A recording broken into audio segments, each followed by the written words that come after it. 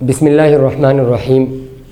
رمضان المبارک میں بالخصوص اور سال بھر کے دیگر مہینوں میں بھی بالعموم طور پر رزق حلال کے حصول کا اہتمام ہونا چاہیے، یعنی ایسا ہو کہ ہماری کمائی کے اندر 1 روپیہ بھی حرام کا شامل نہ ہو۔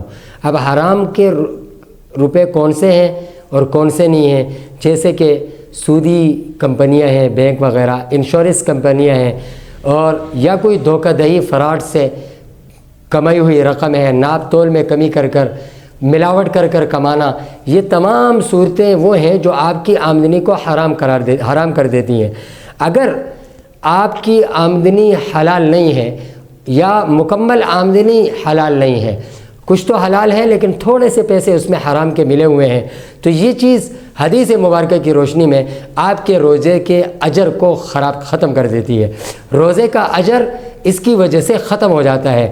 حضرت ابو ہریرہ رضی اللہ تعالیٰ عنہ نے رسول اللہ صلی اللہ علیہ وسلم کا یہ مبارک ارشاد نقل فرمایا۔ آپ نے فرمایا من لم یدع قول الزور والعمل به فلیس للہ حاجۃ ان یدع طعامہ وشرابہ، کہ جو جھوٹ کو نہ چھوڑے اور جھوٹ اور فراڈ پر عمل کرنے کو نہ چھوڑے، اللہ کو اس کے بھوکا اور پیاسے رہنے کی کوئی ضرورت نہیں ہے۔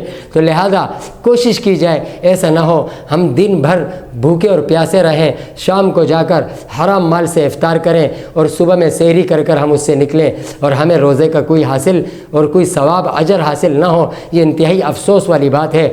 تو کوشش کریں کہ ہماری آمدنیاں پاک ہوں، پاک صاف ہوں۔